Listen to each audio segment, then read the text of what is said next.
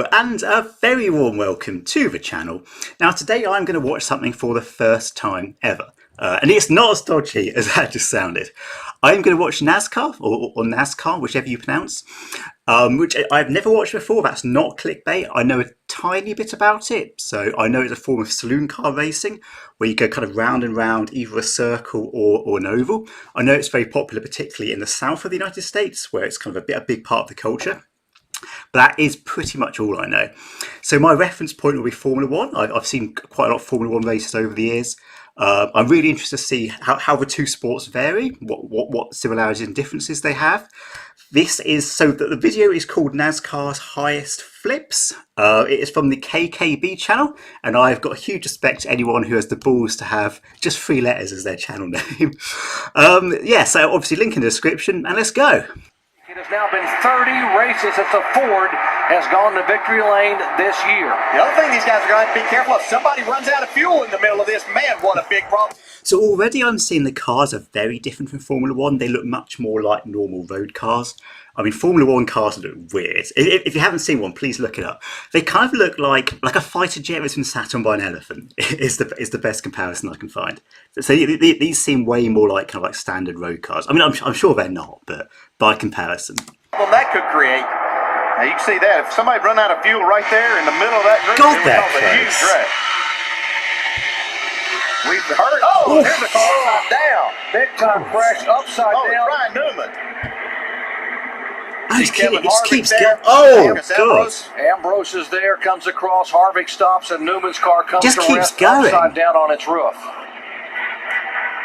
Now watch the car get turned around. I think this is slow-mo. In fact, he and his teammate so Tony Stewart got into the clips the wall. yellow You one. see it turns Ryan Newman around. As soon as it does, it's almost like that wing acts as to help to lift the car up. Lands on Kevin Hart. It looked horrendous, like when we first watched it, but in slow-mo, it looks like beyond terrifying. Like that, the car would be brown if I was driving it from various bodily fluids. That is horrible. Harvick's hood. Johnny Sauter inside is 3 wide. Forced his way to the middle. Middle of 3. You're middle of 3. Come on, 13. You got a guy coming to you. Not over. Keep digging. They're crashing. Rose in the crashing. Keep digging. Crashing up and over. That involved like half the cars. There must be about 10 cars involved in that. You do not get that in Formula One that often. They're very occasionally, particularly near the start, but Formula One crashes tend to be involving smaller numbers of cars. That's crazy. I don't know if it's like that for the whole race on NASCAR. Is it that like the pack stays together much more than in Formula One? I mean, in Formula One, essentially after a few laps, they're usually quite spread out. But yeah, that's pretty bad. And Cascarala looks to me like will win this race. No surprise to me that exiting the corners when the trouble happened. It just was a very aggressive push. It looked like Grant Enfinger was trying to help. Look at that crashing up and over. There's Johnny Sauter up in the middle of the mess. You can't like seeing this because one of those 2 lines of cars behind you is going to start to move, and you have to guess which one. Well, that's why he's doing what he's doing. He's just air driving all over the racetrack. Over 1.5 and on his roof. Now the car is following hard on the pavement in turn 3. Caution is out. A terrible crash. God, it just keeps going and going. Okay, guys, back it down. We're not racing. There he is, right in the middle. And these guys are Dyson. Go ahead, BP. And there he makes contact. He comes down trying to get in front of Kurt Busch. They make contact. Watch that thing fly. Also, really random. Okay, from this angle, it looks so much worse. I've just noticed that the car has got like M&M's advertised on it, which is it's working actually because it's making me really fancy an M&M. So I might have to go to the shops after this video. But yeah, looks pretty bad. Now it lands on that road you talked about. And then when it gets onto the racetrack again, it takes another nasty flip. Watch this hit. That's a hard one right here. Oh, man. Here's Blaney. He'll swing wide to the outside. De Benedetto will do the same. Now Harvick finds himself in the middle with minimal drafting help. Elliott leads the lane down low. Oh, Logano gets turned. Logano is upside down. He'll slam back into the racetrack on the roof of the car. The car is spinning wildly out of control. Now it flips back out onto all four wheels. Others are collected and others evade Joey Logano, who goes... For half a second, I thought he might even be able to carry on after that. I think that was very optimistic. Okay, as a general question in NASCAR, so in Formula One, the cars vary massively between teams. Each team has two drivers, two cars going around the track at any one time. But kind of getting in the best team is really important if you want to win the championship. I don't know if that's the same in NASCAR. Do you have like standardized cars, or can the teams customize them to a significant extent? Really interested to know. Please do comment below and relieve me of my ignorance. For a tumble at the end of the Alabama Gang Super Stretch. It started at the end of the back straightaway when Joey Logano got turned, and immediately the car began to get airborne. When it did, it went all the way up in the air, and it came down on the roof of the car. The car then began to spin pirouettes on the banking, with everybody scattering to avoid. Brad Keselowski got collected. The Logano car got righted back on all four wheels and then slid to the bottom of the banking here at the end of the back straightaway. To the bottom of the racetrack, Dale Earnhardt Jr. trying to stay in front of the pack. They work their way through 3 and 4. Into the trial they come. Dale Earnhardt Jr. to the bottom of the track. Junior will win Daytona. Oh my God! What happens behind them? Bloody hell, that's insane. God, I said that must be like over half, perhaps, the cars in the race involved in this. That's terrifying. If I was involved in this, I would never step foot in a car again. I'd never leave the house again. That's how bad things would be. I don't know if that car's on fire. Hopefully not.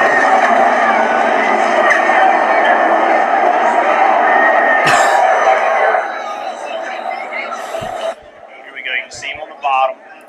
Rex starts in front. He runs in the back of the 24. Gets up on the 11. Now he's on top of the 50.5. Now it's just a long blue run.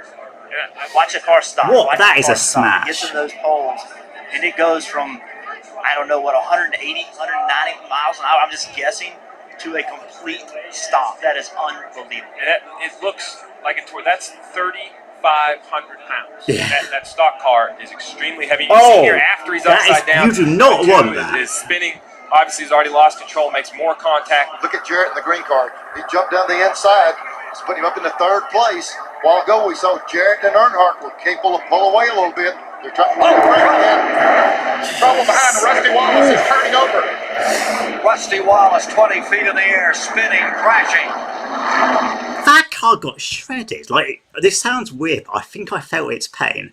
Like, I had some sort of connection to that car. That was horrible. Wow. Well, I tell you, when they're running that close together, jockeying around position, you just know that things like this are going to happen. There's Jarrett. He gets in line. The 66 car right behind Walter. Looked like they tapped, they touched right there, the 66. And then Rusty, he gets clipped right there, turns sideways, and we know what happened after that. The air gets out of the car. It looked like the 66 and the 30. Look at Rusty's car, how high in the air. Oh, that is Real something violent else. flips My right here. God. Montoya boy searching his Put that pressure on it now. 3 to go. first oval track win. He won it in Infineon 96 races ago on the road course. And half a second. And the 99 has turned over Brad Keselowski. And we have a That landed really well. My goodness. He's going to keep going. No. Oh. Keselowski was on track for a 6th place finish. So that guy was like his There was manager or contact something? between Edwards and Keselowski. A little crossover move here by Carl.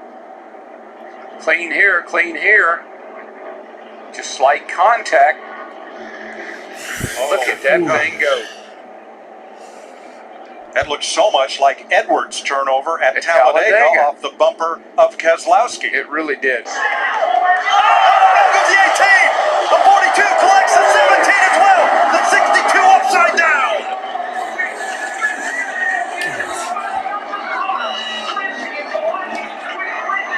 Again, that was like half the cars. This is slow-mo, right? Oh look, it's the M&M car again. Okay, one live tip: if you take nothing else away from this video, let it be this. If anyone ever picks you up in a car and it's got M&Ms on the side, run a fucking mile. Do not get in that car because they seem to be really dangerous. This dude should be banned, I think.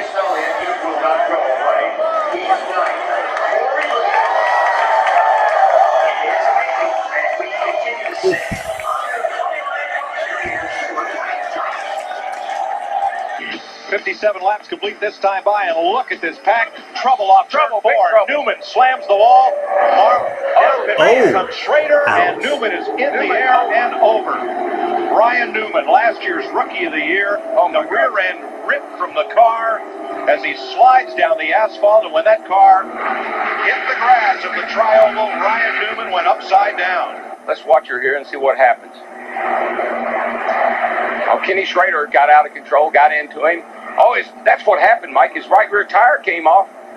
Car goes airborne, then when it hits the ground, it digs in and just rips it apart. Yeah, the entire back. Let me tell you, the way these cars are inside, he's in a I think all the tires, are any of the tires still on? I think they all came off. capsule in there. Maybe there's one. Off the fourth corner, Ernie Irvin leads them down now. Is he going to win the Winston 500? Jimmy Spencer is second. They come through the tri-oval. Checkered is waving. Ernie Irvin wins, and Rusty Smith gets airborne. And went wildly right at the start-finish line, very reminiscent of his accident at Daytona. Earnhardt comes down on the inside. Good grief, that looks horrendous. Like, I mean, if I was in that car, obviously, first of all, it would go largely brown for one part of my body, excreting. And I think the other half would be a sort of yellowy from the vomit. It would be like a really weird, horrible smelling coloured car by the end of the race. I have huge admiration for these guys. Trying to draft Rusty and go right out the picture, and it looks, there he is. Earnhardt right up on the back bumper of Rusty, and he does touch him. That's why around he goes. That's one reason that Dale Earnhardt went down there. That's why he was so concerned, because he touched Rusty Wallace to start this situation, it looks like. And the car overturns about 6 or 7 times, pirouetting on its nose. Does anybody have anything left for the race leader? Ryan Newman off turn 4. Checkered flag is waving at the start-finish line. Who will get here first? Newman down. Oh, he's going to get turned. Ryan Blaney. Denny Hamlin across the line. Denny Hamlin will go back-to-back. It's on fire. Newman flipping across the start-finish line in an amazing finish. Here in Daytona. We want to make sure that we know exactly. So one thing I've noticed is the side seems really hard, or at least quite hard. So like Formula One, you have around the kind of vulnerable parts of the track where it's likely to be a crash, you have these sort of huge, great areas of tyres, usually old tyres. But it doesn't seem to have quite so much kind of like impact protection on this. I mean, I don't think these cars go quite as fast, so maybe that's part of it. And you do get some truly horrible crashes in Formula One. So there was one a couple of years ago with Romain Grosjean, who's a French driver, whose car turned into a fireball with him inside it. Fortunately, he managed to get out and only suffered kind of minor injuries, but it looked terrifying. But in like the olden days, Formula One drivers used to die quite a lot. There was a guy called Senna, who was a really famous Brazilian driver, died in the early 90s. But like in the 70s, they used to die. I do have the same in NASCAR. Your comment below, if you know, is does NASCAR have like a historic problem with drivers being killed or seriously injured? Also, are they all American, or do you have some from kind of around the world as well? Really interested to know. When the caution flag came out, Denny Hamlin will go back-to-back here at Daytona. Boy, it all broke out coming off turn number 4. Newman got turned, and Denny able to get by, Blaney able to get by. All of our attention down there. We'll update you there on Ryan Newman, Ryan Newman in a moment.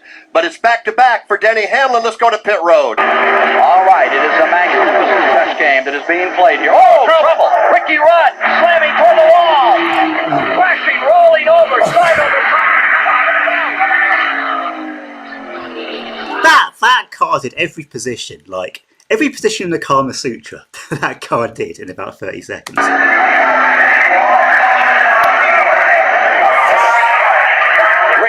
I really hope no one's being seriously hurt in any of these, because if so, I'm being far too lightheaded about them. Ford automobile out of control, side over side several times. And he's up a little bit higher. If you notice, he's up pretty high coming off that corner. If Riddle hit him, I don't know. He could have touched him right there because all he had to do was just get a little sideways. But it looks like the car just got a little sideways, and just the cars running that close together, even if you don't touch them, the wind acts like you hit each other. And all he had to do was break the car loose. And then when these cars get sideways, they're bad about doing just what you see here. It just looks like it's a lot more moving around. Ricky, I think, is real lucky. If that 09 can stay hooked to the back of that 99, it's going to be hard to get him. It's going to be close right here at the line. Can Keselowski try to win it? I don't know. I don't think he can step out until he waits till the last second and picks him. Goes to the outside. Is Edwards going? Oh, no! He turns him. No! No! Oh, and that destroyed the front end of Newman's car. No! Edwards will not make. I'm actually impressed how many cars managed to miss it. Like I saw like 4 coming towards it. I was pretty certain at least 2 were going to smash right into the side.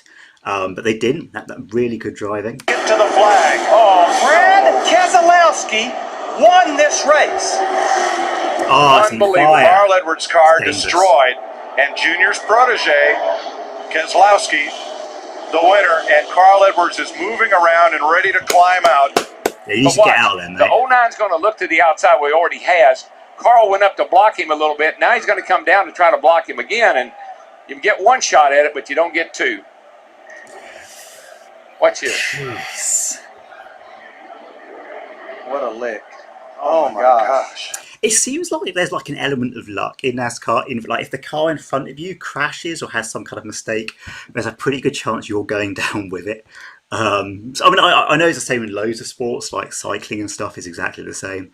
But yeah, like you can be having like a really, really good race, and then the car in front of you kind of like swerves or something, and you just smash into it, and there's nothing you can do. Unbelievable.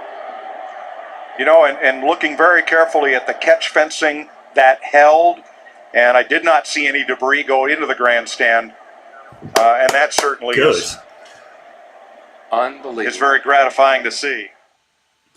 Wow. Just wow. I've never seen that before. Never seen NASCAR. I'm guessing usually it's not that extreme. I'm presuming this is like the compilation of the most violent crashes over the years. But yeah, that looks insane. The balls on those drivers must be enormous.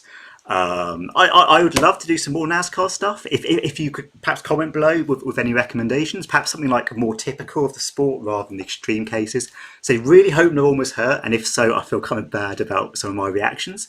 But no, that was fascinating and brilliant to watch. If you haven't already, please do hit that subscribe button, or indeed touch it with like a normal level of violence. Either works for me. And I hope to see you again. Thank you.